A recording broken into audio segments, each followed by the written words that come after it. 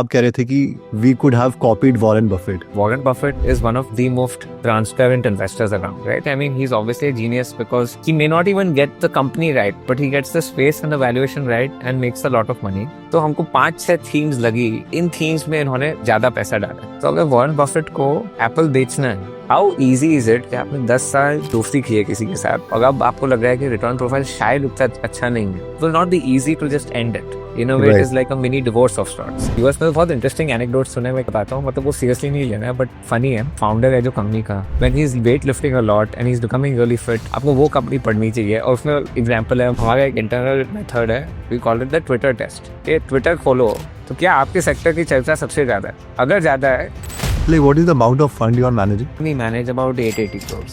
अब अगर मैं 5 साल से रूफ टॉप पे चिल्ला के बोल रहा हूँ कि यही स्टॉक लेना है, अब अगर मैं गलत हूँ, can I change my mind like this? No, because it will feel psychologically difficult. अगर आप रिकंसाइल कर भी सकते हो मेंटली, एम्बैरेसमेंट रिस्क है। Whatever stock picking you do, ensure that if your worst nightmares were to come through, P&L gets cut in half, मतलब आधा पैसा चला गया, right? You can be good but it's not long term. What is the point?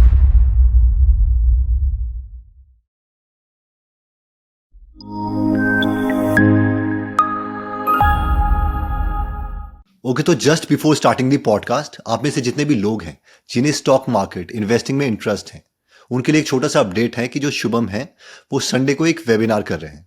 तो जिन्हें नहीं पता शुभम के बारे में, शुभम 29 की एज में फाइनेंशियली फ्री हो गए थे, इसलिए अमेजॉन यूएस की जॉब छोड़ के वो बैंगलोर इंडिया शिफ्ट हो गए और एक फुल टाइम इन्वेस्टर बन गए। तो अगर आप इस वेबिनार में इंटरेस्टेड हैं और शुभम के एक्सपीरियंस से सीखना चाहते हैं, तो इसके लिए आप डिस्क्रिप्शन में दिए गए लिंक से वेबिनार के लिए रजिस्टर कर सकते हैं। और जैसे ही आप वेबिनार के लिए रजिस्टर करते हो, you will get a free short course on your WhatsApp कि जो स्टॉक प्राइस है किसी भी कंपनी का, वो इंक्रीज या डिक्रीज कैसे होता है, प्लस अ कैलकुलेटर जो शुभम यूज करते थे जब वो अपनी फाइनेंशियली फ्री की जर्नी में थे। इसके साथ साथ जब आप संडे को वेबिनार ज्वाइन करोगे तो you will also get a free gift there. हम एक वेबिनार में मैक्सिमम 400 लोगों को एक्सेप्ट करते हैं। अगर इस वीक का वेबिनार आप मिस करते हैं तो आपको अगले हफ्ते तक वेट करना पड़ेगा। एनीवे, स्टार्ट करते हैं इस अमेजिंग पॉडकास्ट से। Okay, सिद्धांत, so I saw one of your video और वहाँ पे आप कह रहे थे कि we could have copied Warren Buffett. तो can you just tell me about that? हाँ, so ये बहुत इंटरेस्टिंग मतलब टेक अवे का है, right? Like Warren Buffett is one of the most transparent investors around, right? वो हर साल एक एनुअल रिपोर्ट लिखते हैं। He discusses his thought process on the investment environment, on क्या थीम्स चल रही है, क्या थीम्स नहीं चल रही है, how to conduct yourself as an investor, interestingly how to conduct yourself as a human being. And वो ट्रांसपेरेंटली बताते हैं अपना ट्रैक रिकॉर्ड क्या है फॉर 50 साल से, what are the big holdings. And in fact अगर आप कभी भी बर्कशायर हैथवे के जो एनुअल डे पे जाते हो, he is so commercially minded in a transparent manner कि वो खुद के गुड्स वहां पे भी बेचते हैं एट दैट स्केल। मतलब 300 बिलियन की कंपनी है, लेकिन आप कारपेट खरीद सकते हो बिकॉज उससे उनकी कंपनी का सेल बढ़ जाएगा। तो हमको 5-6 थीम्स लगी कि इन थीम्स में इन्होंने ज्यादा पैसा डाला, right? So one is obviously Coca-Cola is iconic investment. Say insurance, obviously he became famous क्योंकि उन्होंने गायको में बहुत पहले, आई थिंक कुछ 30-40 साल पहले पोजीशन बनाया। फिर तीसरा हो गया बिल्डिंग मटेरियल्स। तो he is invested in flooring companies, in a paint company called Benjamin Moore, I think. So you can call paints is one theme. Then obviously one is Apple. Interestingly Warren Buffett एक तरफ बोलते हैं that I don't do much in tech, but उनका जो सबसे बड़ा investment, जो सबसे सक्सेसफुल इन्वेस्टमेंट रहा है, वो एप्पल है। फिर उन्होंने प्रिसिजन मैन्युफैक्चरिंग में बहुत बड़ा डील किया था in I think 2016-2017 by the name of Precision Cast Parts. I think कुछ $30 बिलियन का ट्रांजैक्शन किया था। फिर ऑब्वियसली बैंक्स में उन्होंने बहुत इन्वेस्ट किया है, Wells Fargo, bank of America, और वो हर साल उनका एक मेंशन आता है। एंड फाइनल वाला जो मैं बोलूंगा वो है इन 2008 फाइनेंशियल क्राइसिस, जब वो वर्ल्ड एंड हो रहा था, उन्होंने एक ऑप-एड लिखा था न्यूयॉर्क टाइम्स में called by American I am, which is basically when everything was falling apart. I think वहां का स्टॉक मार्केट कुछ 30-40% गिरा। That is when he put out op-add saying bye American, और उन्होंने एक बहुत बड़ी रेलवे कंपनी खरीदी। तो अब अगर मैं समराइज करूं तो एक तो हो गया टेक्नोलॉजी, राइट, कंज्यूमर टेक्नोलॉजी, एक हो गया एफएमसीजी, एक हो गया इंश्योरेंस, एक हो गया मैन्युफैक्चरिंग, एक हो गया बिल्डिंग मटेरियल्स, एक हो गया railways. Could you have just replicated this portfolio yourself in the stock market in the US? And would it have done better? And the results were very interesting. तो जैसे गाइको करके एक ऑटो इंश्योरर है, progressive करके एक बहुत बड़ी auto insurance company है यूएस में. It has gained share from Geico every year for like the last 15 years and it has done better than Berkshire Hathaway as a stock. So अगर आप FMCG में देखो, Pepsi है और Coke है. Counterintuitively, Pepsi has done better than Coke in the last 15 years. So अब आप railways पे आते हो. Railways पे they have done Burlington, Santa Fe, their company. And ऐसे एक दो railway stocks है, I think North American Railway, Canadian Railway, which have also been phenomenal stocks in the last 15 years. और फिर फाइनल में आता हूँ Apple. Apple has obviously been a home run stock from, let's say, last 10 years. But आप Meta को दे लो, Google को दे लो, और Mag 7 versus Apple अगर आप कंपेयर करो, actually Mag 7 has done better than Apple. इसका क्या टेक अवे? एक टेक अवे ये है कि despite not buying the best performing company, because he picked a good space, the returns were still very good. Now, the other takeaway is कि imagine if you could pick a good space and the right horse in the good space. Then you can really turbocharge performance, right? We were not sure. So our sort of conclusion was, I mean, he's obviously a genius because he may not even get the company right, but he gets the space and the valuation right and makes a lot of money. But the empowering insight is that actually the themes he is bullish on are the same pretty much every year for the last 15 years. और मैं banking का भूल गया. Banking में he has done Wells Fargo and Bank of America, but the best performing bank in the US is JP Morgan. It's the biggest bank in the world. Right. So हमें ये लगा कि there is a lot for the retail investor to learn from, which is that you could have replicated his portfolio in the stock market, applied fairly basic peer-to-peer analysis, किसका market share gain हो रहा है, किसकी ROE better है, किसका growth rate better है, and you would have done better than him. But if you didn't apply that, you could have either bought his stock or you could have just studied those themes, bought the same companies he has, you would have done that. So the reason we like Warren Buffett so much is not just that he teaches us how to invest, where to invest, but in how many different ways you can win if you invest. ठीक है. अब ये जो idea है वो बहुत intrigue करता है किसी को कॉपी करने का. यार कॉपी कर लो, बस उसे कॉपी कर लो और रिजल्ट करो, आपको मिल जाएगा. तो लेट्स से कि Warren Buffett lives for another 100 years. और मुझे पता है एग्जैक्टली ये जो स्टॉक्स हैं कौन से खरीद रहे हैं. तो what will be the action steps जो हम कर सकते हैं कि जाके बस कॉपी कर लो. अगर खरीदने हैं वो स्टॉक्स तो कितने परसेंटेज खरीदो. तो can you break that down कि ऑफिस को इवैल्यूएट कब करो, कब चर्न करना है, कब उनको बेचना है. सो एज एन इंडिविजुअल आप अगर किसी की भी स्टाइल कॉपी करते हो, you have to first ensure कि उनके जो कैपिटल का जो टर्म्स एंड कंडीशंस हैं that applies to you. So for example आप अभी स्टॉक मार्केट में नहीं हो, लेकिन आपके पास शायद होम लोन होगा, maybe car loan hoga, maybe you have some educational expenses coming up. So you have to first ensure that your liabilities, when are they coming up, to what degree are they coming up, how much safety income you have, and उसके बाद आप decide कर सकते हो कि आपका जो money stock market में है आप कितनी वॉलेटिलिटी टॉलरेट करोगे, कितना ड्यूरेशन दे सकते हो, and then accordingly take a step back and decide कि कैसे एलोकेट करना है पैसा. If let's say that is done, मुझे एक इन्वेस्टर मिल गया जो या मेरी वो कंडीशंस है लाइफ की, then like what would be the action steps? So then the action steps are very simple, right? Like first you figure out, you know कि suppose आपको 10 साल कोई मेजर लाइबिलिटीज नहीं है, आपके लोन वोन या तो आपने चुका दिया है या आप काफी कंफर्टेबली अपनी सैलरी से EMI और रीपेमेंट कर. So then the next step you have to think about is volatility tolerance. Okay. Now if you are comfortable with volatility and you have very long term horizon, then of course you should be doing more small mid cap provided valuations are reasonable. वो अलग topic है, because at least जो base conditions of success है कि size छोटी होनी चाहिए, उस छोटे बेस पे आपका ग्रोथ अच्छा होगा, और क्योंकि अगर कंपनी छोटी है इन जनरल मोस्ट मार्केट्स में वो कंपनी लार्जर कंपनी से सस्ती होती है, तो एटलीस्ट वो बेस कंडीशंस फेवरेबल है. But still to survive for 10-12 years मतलब वो staying power in the face of drawdowns होना चाहिए. एंड आई मीन ऑब्वियसली सब मतलब वो बुक पढ़ते हैं वॉरेन बफेट की, लेटर पढ़ते हैं तो लगता है कि हाँ this sounds like I can do it. But वो जब आप खुद विसरीली एक्सपीरियंस नहीं करते हो, till then it is hard to say whether you can do it और you can not do it. जैसे एग्जिट का अगर हम बात करें तो दैट शुड बी सेम कि अच्छा मुझे ये लग रहा है कि ठीक है वॉरेन बफेट है, आई एम ओके, मेरे पास ये एक्स्ट्रा पैसा पड़ा था जो मैं इन्वेस्ट कर सकता हूँ, वॉलेटिलिटी वगैरह मैं सब झेल लूंगा क्योंकि मुझे उस इंसान पर विश्वास है जिसको मैं कॉपी कर रहा हूँ. Correct. Then what about the exit? अब जैसे मैं एग्जांपल दे देता हूँ, right.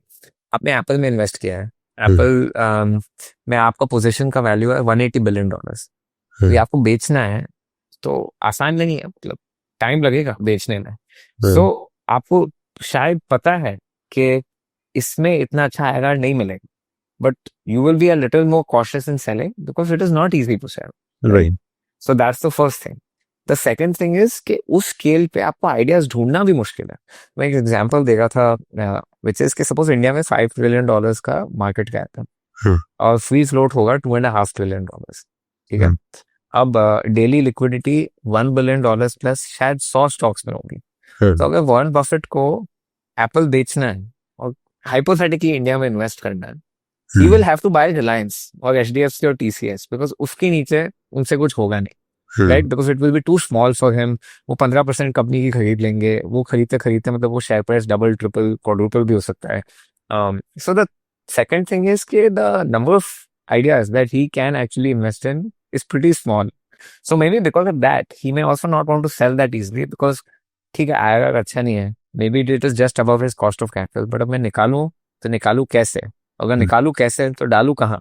So he has to think of all these steps also, which maybe people like me or other sort of smaller investors may not have to think about. And the third thing is, अभी suppose आपने किसी company में पैसा बनाया over 10 years, Bajaj finance ले लो, HDFC bank ले लो, मतलब मैं लिक्विड नेम्स की बात करता हूँ, तो आप मतलब अर्ली डेज से वो प्रमोटर पे आपने बेट लिया है।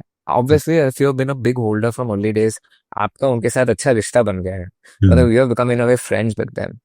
How easy is it कि आपने 10 साल मतलब मैंने वही दोस्ती की है किसी के साथ, और अब आपको लग रहा है कि रिटर्न प्रोफाइल शायद उतना अच्छा नहीं है। आपका एक सोशल एलिमेंट भी है जो आपको मैनेज करना है ना, मतलब you have to make sure that आप मतलब आप एक तरह से it will not be easy to just end it, in a way it is like a mini divorce of sorts. So वो भी एक थर्ड थिंग है which you have to think about. So वो एक तीसरी चीज है। So fourth thing is we call it internally endowment bias. अब अगर मैं 5 साल से रूफ टॉप पे चिल्ला चिल्ला के बोल रहा हूँ कि यही स्टॉक लेना है, इस कंपनी का बहुत अच्छा ट्रैक रिकॉर्ड है 20 साल से, अब 5 साल 10 साल अच्छा ट्रैक रिकॉर्ड होगा, अब अगर मैं गलत हूँ, can I change my mind like this? No, because 2 things. One, it will feel psychologically difficult. मतलब आपने इतना बड़ा फोल्डर बना दिया है, उस पर इतना रिसर्च किया है, और कोई अभी आपको बोल, और आप 1 मिनट में अपना माइंड चेंज कर लेते हो, आप खुद ही रिकंसाइल नहीं कर पाओगे। और अगर आप रिकंसाइल कर भी सकते हो mentally that I could have been wrong, the right thing to do is to change my mind, के लिए एम्बैरेसमेंट रिस्क है। वो नहीं होता है फिनोमिनन, लोग क्या कहेंगे, मैं 5 साल से ये बोल रहा हूँ, अब सडनली बात चेंज हो गई और मैंने अपना माइंड चेंज कर दिया। So I think when you are coping, ये जो सॉफ्टवेयर एस्पेक्ट्स हैं, they are maybe as important if not more important than इसका वैल्यूएशन क्या आएगा क्या है। आई मीन ऑब्वियसली अगर आप इन्वेस्टिंग फुल टाइम प्रैक्टिस करते हो तो you can spend a lot more time on the valuation आएगा, business model, growth prospects, right? But अगर you are doing this with a job, but you have some spare time, you're interested in investing, and the investors are studying and respecting, you also have to understand कि उनका incentive structure क्या है, वहाँ पे क्या behavioral deficiencies हैं, how do I ensure कि वो behavioral deficiencies मैं avoid कर सकूँ, and that is another layer of nuance beyond कि वो business क्या करेगा, stock क्या करेगा. In short, it is like very difficult to actually outsource this intelligence of stock selection. अब suppose आपने outsource कर दिया है intelligence, बट आपको कन्विक्शन तो आप आउटसोर्स नहीं कर सकते हो, अगर 30-40% ड्रॉडाउन हुआ, राइट? वो तो आपका इंटरनल ही मामला है, राइट? Got it. आपने जैसे वॉरेन बफेट की बात करी, हमने कॉपिंग की बात करी, so this is just one way to find new stocks. So what are your other like अगर कोई नया इन्वेस्टर है तो उसके लिए और क्या क्या तरीके हो सकते हैं to get stock ideas and study them? Yeah, no, it's a good question. And honestly, it's a question that we also try to think about every day. Because अगर आप new investor हो या आप full time कर रहे हो, this is something that you really have to be on top of, right? जैसे for example, internet as a sector in India was very small until maybe 1 or 2 years ago. But आपको पता है कि US में, China में, actually south east Asia में भी जो टॉप 2-3 नई कंपनीज बनी, सब इंटरनेट से बनी। So maybe this is where the puck is going, I need to go there. तो एक ये है। एक दूसरा मतलब एक एनेक्डोट में वेंचर कैपिटल में काम करता था कि अगर ये किसी भी कंपनी का प्रोडक्ट वर्ब बन जाता है तो चांसेस है कि that company is going to do well. Obviously इसका classic example back in the day Google था, आज एक तरह से चैट जीपीटी हो गया है, राइट? कि इस चैट जीपीटी कर लो, तो वो एक सेकंड थिंग है। मतलब मैंने बहुत यूएस में बहुत इंटरेस्टिंग एनेक्डोट सुने। मैं एक तीसरा बताता हूँ, मतलब वो सीरियसली नहीं लेना है बट फनी है यूएस में एक एनेक्डोट है कि जब जो फाउंडर है जो कंपनी का, when he is weight lifting a lot and he is becoming really fit, आपको वो कंपनी पढ़नी चाहिए। और उसमें एग्जांपल है mark Zuckerberg had his get fit moment and then Meta the stock did well। Amazon के साथ ये हुआ, अभी 3 महीने पहले ये स्क्वायर के साथ हुआ है, वो जैक डॉर्सी वाली company, he has suddenly become very fit again, the stock is now obviously correlation causation, but when someone is feeling confident that they are hitting all their life goals, you know that like these softer things matter। ठीक है सिद्धांत, आपका जो भी biggest winner है वो कौन हाँ। था, तो उसमें पूरा वॉक थ्रू करो कि आपको कैसे पता चला, कितना आपने एलोकेट किया, स्टोरी क्या थी और इवेंचुअली बिल्कुल कैसे हुई। बिल्कुल। और मतलब फुल डिस्क्लोजर, ये बाय सेल रिकमेंडेशन Right. नहीं है, हम हम्म। कभी भी अपना माइंड चेंज कर सकते हैं।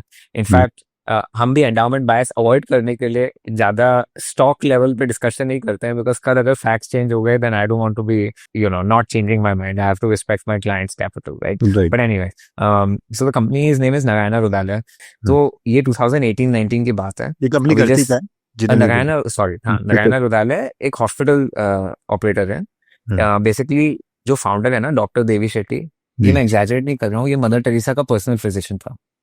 सो एक्सट्रीमली क्वालिफाइड डॉक्टर, मतलब जैसे बिरला जो प्रमोटर्स है उनके हार्ट सर्जरी करता था, and then he started a low cost hospital chain. और इनका जो बिजनेस है 3 एरिया से आता है, Bangalore, Calcutta and Cayman islands. Okay. So why did we get interested in hospitals? तो 2018 में एक बहुत ही मजेदार बात हुई।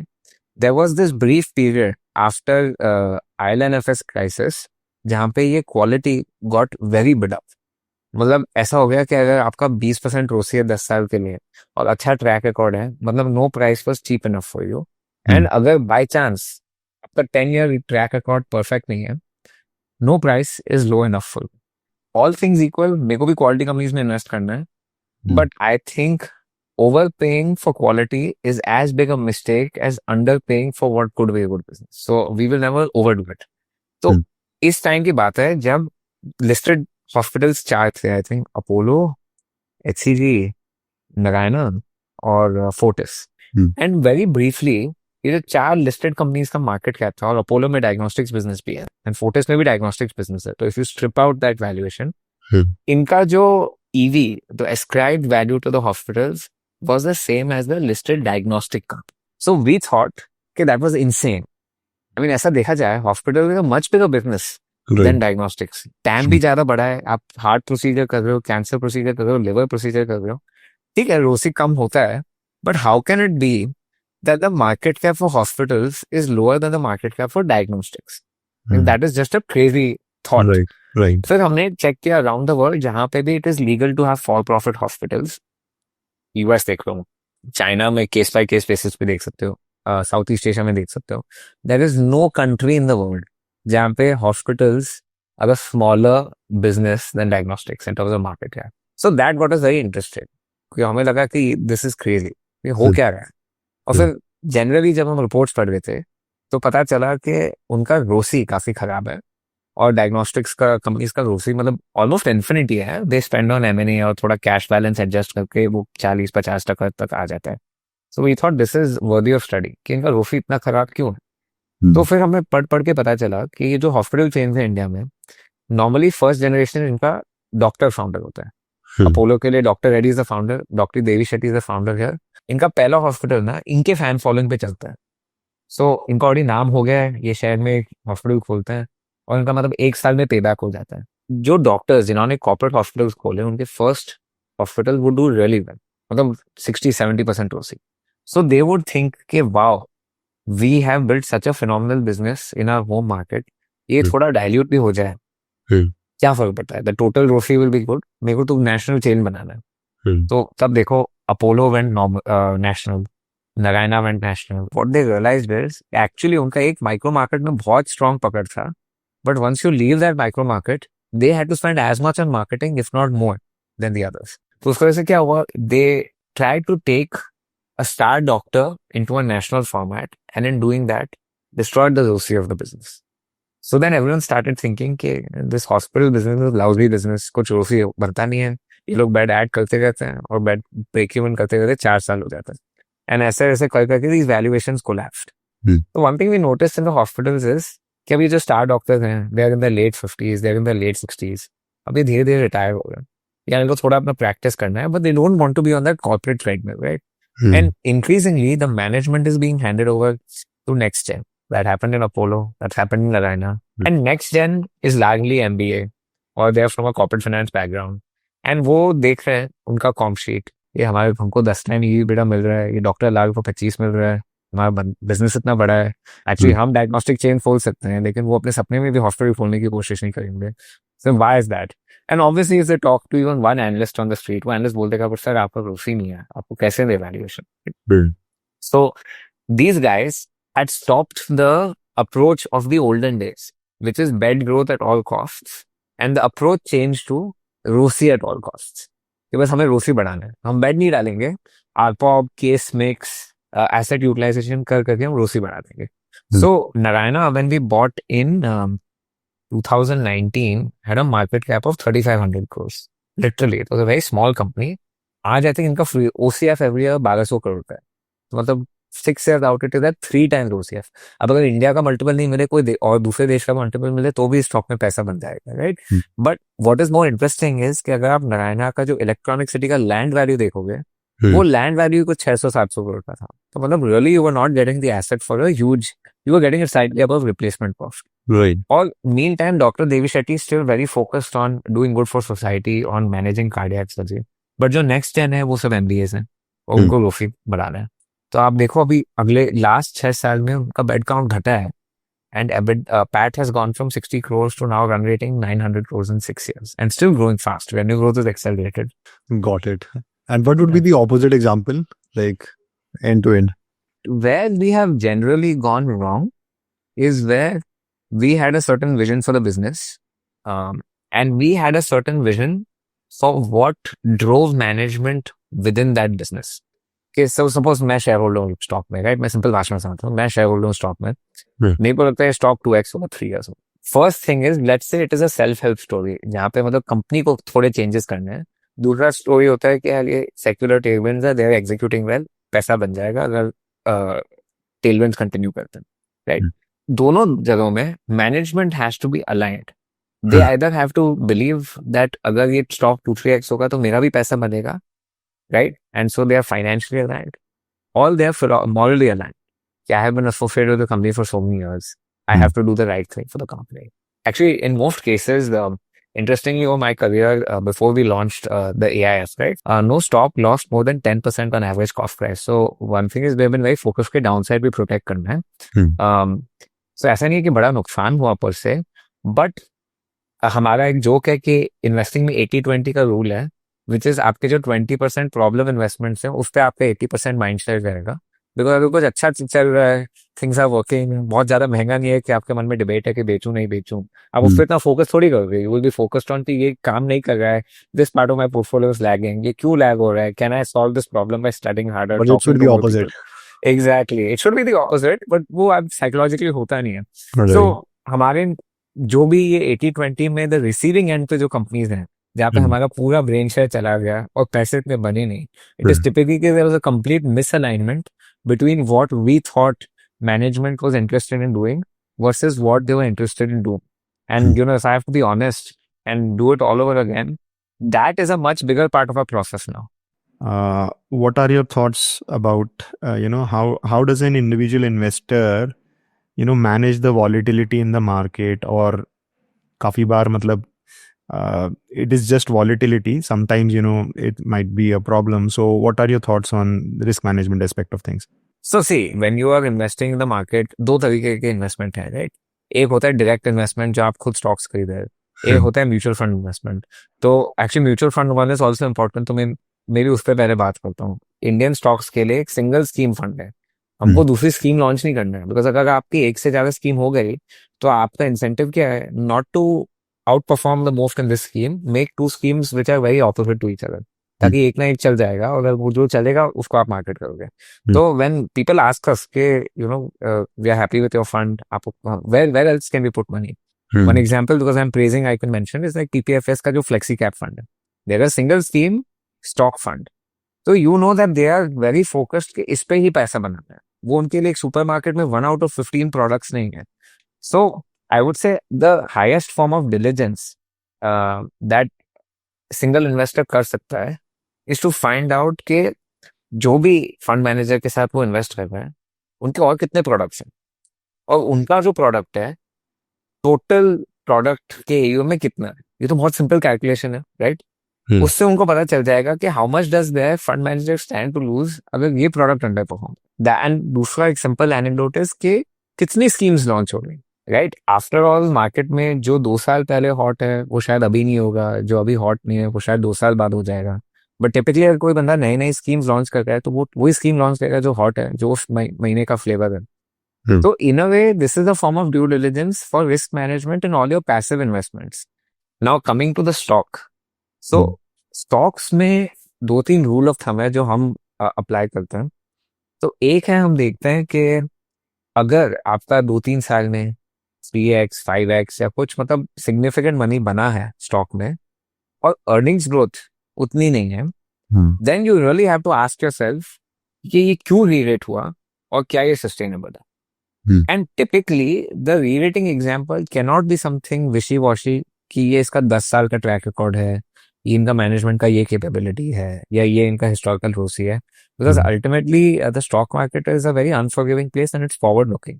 जस्ट बिकॉज आपने 15-20 साल में बहुत अच्छा किया है, there is no God given right कि आपके अगले 5 साल में पैसे बनने वाले हैं, राइट? पेज इंडस्ट्रीज को ही ले लो, राइट? बहुत बढ़िया कंपनी है, 10 साल का एवरेज 50%, 45%। अब मैनेजमेंट भी ब्रिलियंट एग्जीक्यूशन कर रही है, लेकिन अगर कंपटीशन आ गया तो आ गया, आप 20% की जगह 5% ग्रो कर रहे, उसमें ना मैनेजमेंट कुछ कर सकती है ना इन्वेस्टर कुछ कर सकता है, और किसी की गलती भी नहीं है। So my limited point is कि अगर आपका डिसप्रोपोर्शनेट री रेटिंग हुआ है and earnings growth has not kept up, so is there a good quantitative reason कि ये मल्टीपल होल्ड कर पाएगा? बट ये जो क्वालिटेटिव रीजंस है कि इनका रोफी अच्छा है, मैनेजमेंट हाई क्वालिटी है और 15 साल से ट्रैक रिकॉर्ड है, मतलब earnings growth, free cash flow growth, then that is one red flag. Second is क्या आपका सेक्टर बहुत हॉट हो गया? तो हमारा एक इंटरनल मेथड है, we call it the Twitter test, कि ट्विटर खोलो तो क्या आपके सेक्टर की चर्चा सबसे ज्यादा है? अगर ज्यादा है तो थोड़ा आपको नर्वस तो होना पड़ेगा, बिकॉज मतलब ऐसे देखा जाए लास्ट 3-4 साल में इंडिया में काफी sectors have done well, right? Defence, solar energy, railways. You are probably only studying railways in your life because railways में पैसा बना है। तो अब अगर पूरी स्ट्रीट इसके बारे में ही बात कर रही है, रेलवे स्टॉक्स को भी अब 40-50 पी मिल गया है, तो द सेकेंड थिंग इज कि द सोशल टेस्ट, कि what are people talking about? If people are only talking about one thing, chances are that party is closer to the end than to the beginning. So that is the second thing we use. The third thing we use is there any sector level dispersion? तो अभी मैंने अपने winner की बात की, मैं उसका एक कॉशनरी एग्जांपल दे देता हूँ। अभी जैसे अस्पताल है, it is hard to find a hospital which has not made you money in the last 5 years. कोवई में भी पैसे बन गए, एचसीजी में बन गए, नारायणा में बने, अपोलो में, सब में पैसा बन गया, राइट? लाइक यू हैड, मतलब कितना बना डिबेट कर लोगे, लेकिन every stock is pretty much both. That is risky. मतलब इट कैन नॉट बी, मतलब क्या है कि अगर सेक्टर स्ट्रगल कर रहे हैं जैसे फाइनेंशियल्स, और आपको एक बजाज फाइनेंस, एक चोला मिल गया या कोई और कंपनी मिल गई which does really well, but ऐसा नहीं है that everyone is doing well, तो फिर एटलीस्ट यू कैन एट्रीब्यूट के ये कुछ सही कर रहा है, मतलब Rajiv Jain is doing well और वेलियन is doing something well. But flip ले लो, मतलब पूरे सेक्टर में सब पैसे बना गए, सबका हाई रोसी है और 5-6 साल से पार्टी चल रही है, and there is no dispersion within the sectors winners, that itself is also red flag. तो मैं कहूंगा कि हम 3 यूज करते हैं। एक तो what is the valuation for the exit growth rate and exit unit economics. Got it. Like, what is the amount of fund you are managing? So हमने लॉन्च किया सितंबर में, we manage about 880 crores. But we have 1 or 2 things. जैसे हम generally we don't work with distributors. Like if you go to wealth manager and all, we don't typically stay in. We don't want to do that because we don't want to grow ahead of capacity. Like our goal is to grow slowly, responsibly. And we have also a single scheme. 2,500 crore पे मुफ्ती fund बंद हो जाएगा. So it is meant to be कि in India कुछ भी बोल सकते हो that I'm a good stock picker, bad stock picker. Size is the biggest enemy and that's something we're playing in. अगर अभी हमें if you have to name 3 themes, not stocks, कि जो लग रहा है कि could be long term, at least 2 to 4 years. Yeah. What would that be? Yeah. So I'll maybe give you 3 patterns that we're using to find stocks across sectors. Okay. So the pattern number 1 is a self-help story. अभी देखिए, जैसे India में अगर आप market leader हो तो आपको बहुत बढ़िया मल्टीपल मिल जाता है, मतलब 5-10 साल का ट्रैक कर दे और लोग कहानियां लिख देते हैं कि look at this promoter visionary, ये वो, राइट? एंड जो नंबर 1 कंपनी है और नंबर 2 या नंबर 3 कंपनी है, उसमें स्प्रेड बहुत बड़ा हो जाता है, इफ दैट मेक सेंस, जो पी मल्टीपल है। राइट। और नॉर्मली जो नंबर 2 नंबर 3 कंपनी है, maybe there is some execution lapse, maybe sometimes there is no execution lapse, but there is actually a capital allocation issue. Maybe if there's not a capital allocation issue, there might be a communication issue. And हमको multiples दिख रहे हैं, obviously जो promoter है जिसका पूरा network इस company में हो, उनको भी मल्टीपल्स दिख रहे हैं। So promoters are also looking at their multiples and saying, why am I getting such a big discount? If it's for XYZ reasons, और वो reasons हमारे हाथ में हैं, then can I fix these reasons? तो मैं इसके 3 एग्जाम्पल देता हूँ in 3 different sectors. One of them we own, the other 2 we have owned in the past. तो पहला एग्जाम्पल है फार्मा में, ग्लेनमार्क फार्मा करके कंपनी है। तो ग्लेन सल्दाना 2004 to 8 में he was the poster child of pharma. He was talked about in the same league as Sun Pharma, like that is Sunway and stuff, right? Okay. And it was a very good, fast-growing export generics business. But he had bigger aspirations in life. He wanted to build innovative molecules. वो क्या करते थे?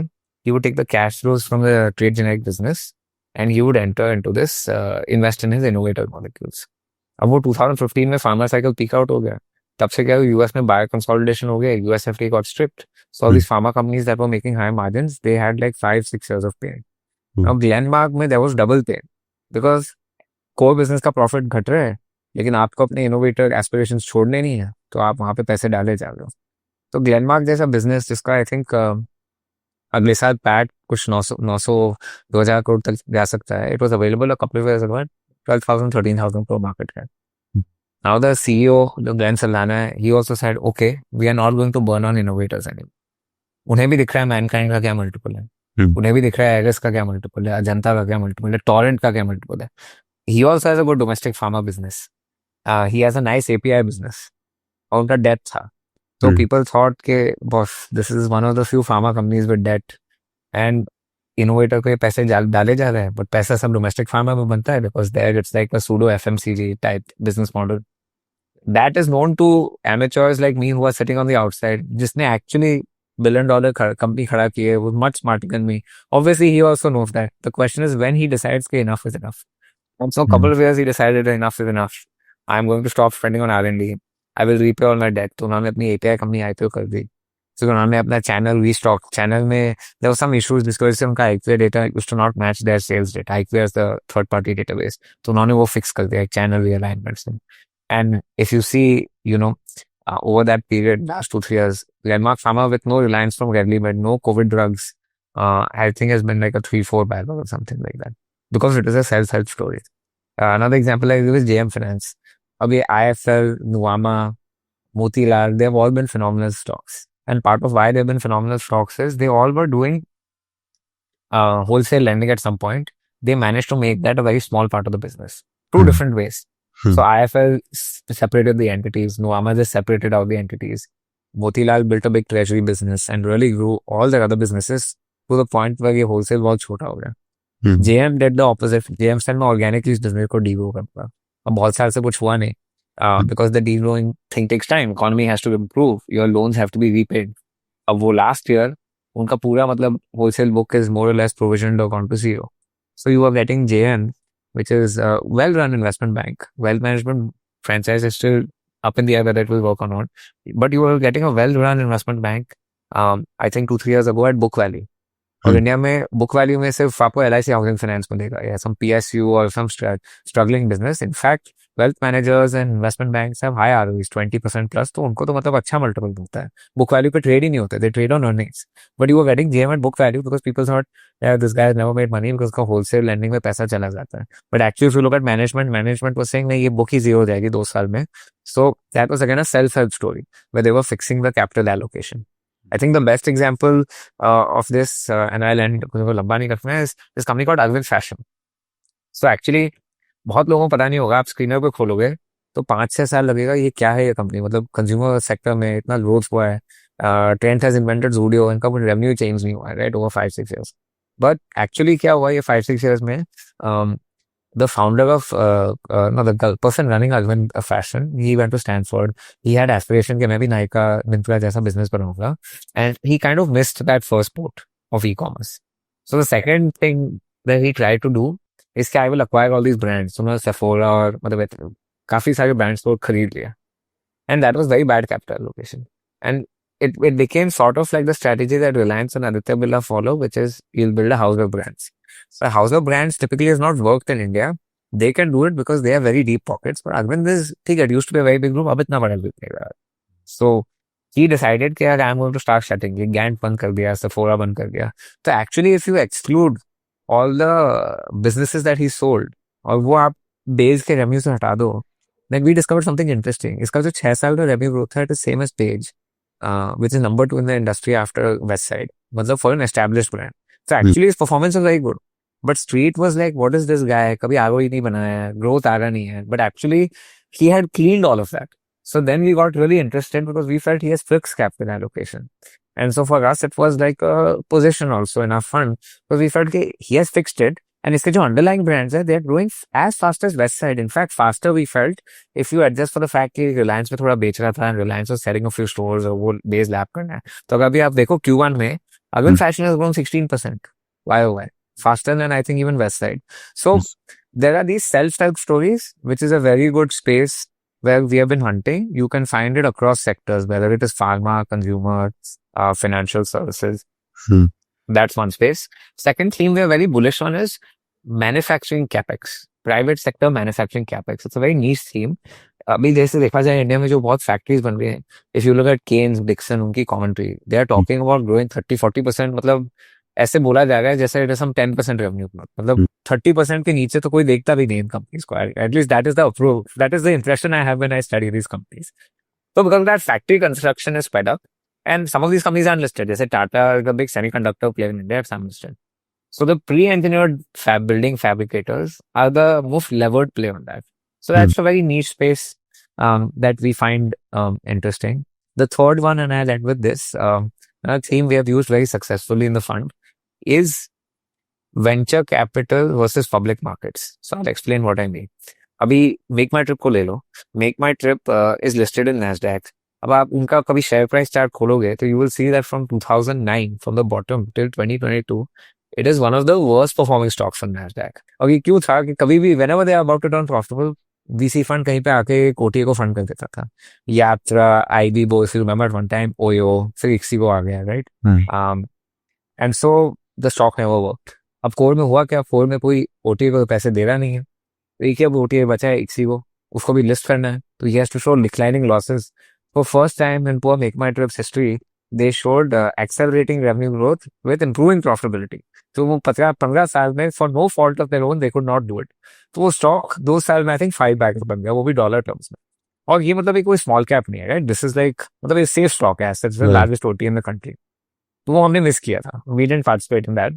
But we thought, so I worked in venture at Sequoia. So I thought, yeah, this I should have picked up. मतलब out of all the things, this is in my zone of competence. So these 2-3 themes और ऐसे काफी themes हैं, but ये 2-3 examples. So any last advice, like what is the one thing you feel that this is the quality that a great investor should have? Yeah, I would just say one thing, which is that अभी जैसे किसी को बोला जाए कि ये 1 साल forward 20-25 P पे मिल रही है, अच्छा ग्रोथ है, it is hard to imagine because there are not that many companies that meet that framework.